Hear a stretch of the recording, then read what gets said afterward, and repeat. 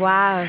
So a lot of folks come up from the city, and it's spread out over a wide area. I'm here on the red carpet with Marc Black. If you want to get the links to all of his crazy activities, from the music to the YouTube videos, go to our website. Available to buy are his single "Ooh, I Love My Coffee" and his album "Stroke of Genius." Stroke of Genius, that's a very special project that you did in 2006. One man's journey through a stroke into a stroke of genius. Tell us, who is Dan Mountain? Dan Mountain is a guy I worked with. I've scored films and commercials, and I met him because he was a writer in advertising, and he got to be a friend of mine, and he's a very colorful guy, always the life of the party, and he had a stroke. We thought he was going to die for sure. In fact, he was in a coma for 21 days, and then they pulled life support, and he woke up. It's amazing. It was so stunning. I just flew out there to see him right away. He lives out in California, in Venice, California, and I live in New York. Flew out to see him. I got there about a week later, and his brain was extremely damaged. But the things that he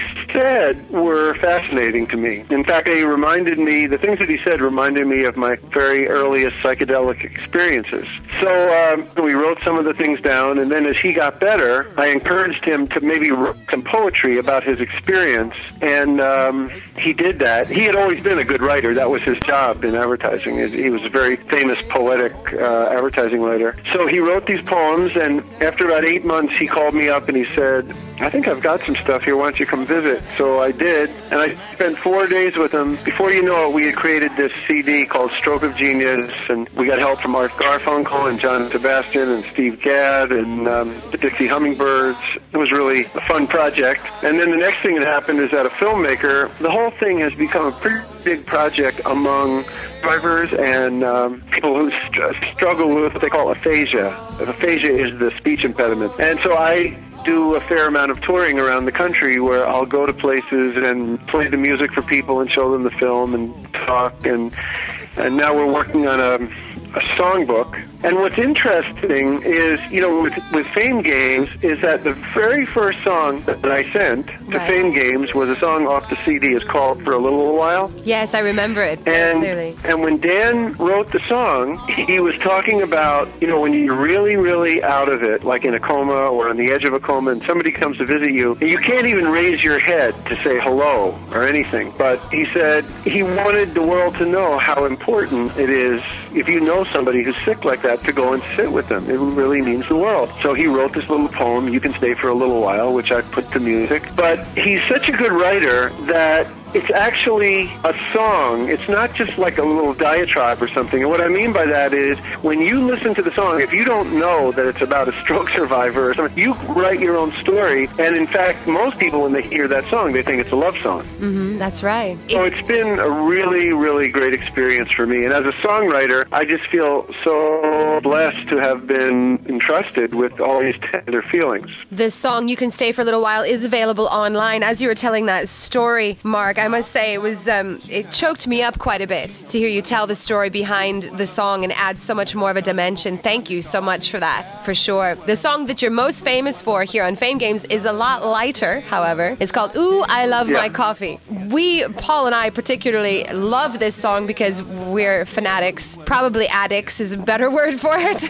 But tell us, what's the story behind that song? Are you really writing about the coffee made in America? Because we were just there, and I tell you, it doesn't even compare to the coffee here in Europe. You're absolutely right. In fact, I was in Italy about a year ago, and I kept telling my wife, I said, "Oh my God, the coffee here is so much better." I tell you what, I'm probably going to get crucified for saying this, but death to Starbucks is all I can say. The thing is, there's this little group of us in Katona who meet in the coffee shop every morning, and it's an extremely eclectic group. There's one guy there, this big burly guy from Canada who ran away from home at 11 years old and never went back, and he's traveled around the world. And then this other friend of mine who grew up in Iran and came here when he was 21 years old. So it's just kind of unusual, and it really is something I look forward to in the morning, getting up, and it's different people there, different days, but basically there's a group of us who meet. And I was in actually a Starbucks about, I would say, 10 years ago, and I remember this.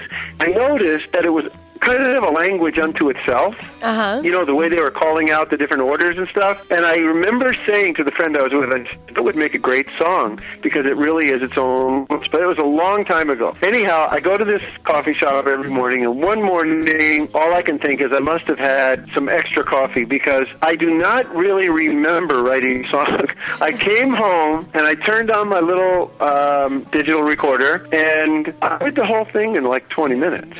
It has got to be one of the most clever songs, lyrically and rhythmically, that I've ever heard, for sure. Yeah, well, thank you. That's very sweet of you. No, it's not sweet. It's for me, my honesty. You know, that is just, it cheers me up every time I hear it. Yeah, I keep thinking that some coffee company would want to use it, but so far, no takers. We're thinking that we're going to brand the Fame Games coffee because we make killer coffee here, incomparable to going to a coffee shop. So we're thinking that's, if you don't mind, we'll license a song when we release our very own brand of coffee. That'd be great.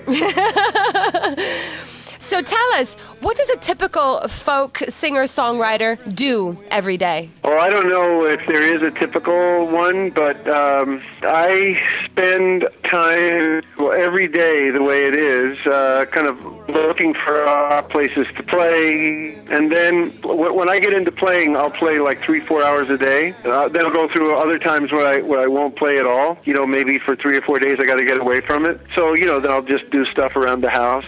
But you know, every day, I guess the one thing that's a constant is almost every day I'm looking for opportunities, you know, things to do. You have to kind of invent your life. So now what we're really thinking about is we'd like to do a fair bit of traveling, and we'd love to get some shows in Europe. Yeah, traveling is definitely the best education. I grew up in South Dakota. I've been educating myself ever since I left, university as well. Traveling around has been a wonderful part of my own journey, and as you say, inventing your life. When you're an artist, that's what you do every day, isn't it? Yeah. Bringing music to people, especially if it's not on a grand scale, but if it's like we've been traveling and doing house concerts and church concerts like that, and also playing these stroke survival centers. This is an interesting fact. In the United States, there are over 6 million stroke survivors. That's amazing. So that's a lot of people. So that's been kind of interesting, playing for those people. And, we just find that when you go different places and you're bringing music from far away, people are really just so friendly and appreciative, and it's just really a great way to meet folks. Well, I can imagine that it's certainly refreshing not to have somebody walking in and rapping about gun violence and bling at their church center. So they probably roll out the red carpet for you, for sure. Marc, I wanted to, we've touched only very, very slightly about your politics. You go there in songs like Love Song for Rachel Maddow and Step Up America for Barack Obama, as well as a song that isn't on Fame Games called Lies in Red, White, and Blue. Can you tell us a little bit more about your politics?